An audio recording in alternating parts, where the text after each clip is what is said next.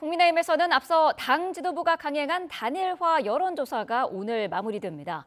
김문수 후보가 이 같은 강제 단일화를 중단해달라며 법원에 낸 가처분 결과도 이르면 오늘 나올 걸로 보이는데요. 거듭 충돌이 예상됩니다. 취재기자 연결해서 알아보겠습니다. 이준엽 기자.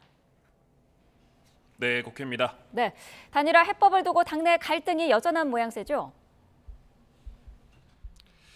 네, 그렇습니다. 국민의힘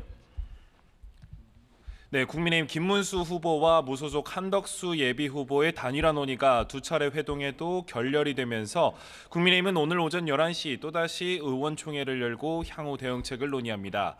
김 후보는 애초 계획한 대구, 부산 일정을 모두 취소하고 서울에 남아 정책 발표만 진행하는데 조금 전 YTN 취재 결과 김 후보가 의총에도 참석해 의원들과 직접 의견을 교환할 거로 파악됐습니다.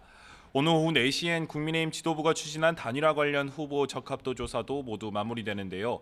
지도부는 당원 투표 50%와 일반 국민 여론조사 50%로 이뤄진 이번 조사 결과를 바탕으로 대선 후보 교체에 나서겠다는 방침입니다.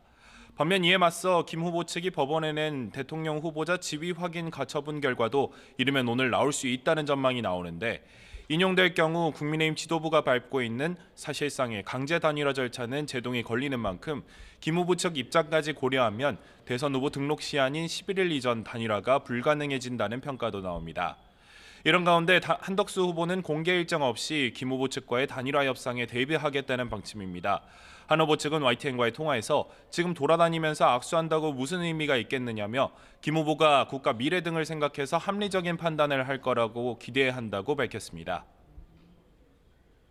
조금 전에 언급을 잠깐 해드렸는데요. 오늘 오전 11시에 국민의힘이 의원총회를 여는데요. 여기에 김문수 후보가 참석을 하기로 했다는 속보가 들어와 있습니다. 앞서서 전해드린 대로 당의 단일화 후보 여론조사도 오늘 오후 4시면 이제 마무리가 되는 상황이고요. 또 김문수 후보가 신청한 여러 가지 가처분 신청도 이르면 오늘 나올 것으로 보이는 상황입니다. 어제 한덕수 예비 후보와의 단일화 2차 협상이 결렬된 상황이고요. 자, 이런 가운데 국민의힘 관계자가 오늘 오전 11시에 의원총회를 여는데 이 자리에 김문수 후보가 참석하기로 했다라는 속보 들어와 있습니다. 구체적인 내용 들어오면 계속해서 전해드리도록 하겠습니다. 자, 민주당 상황도 알아보겠습니다. 자, 민주당은 이재명 후보 현장 행보를 계속해서 이어가고 있는 거죠?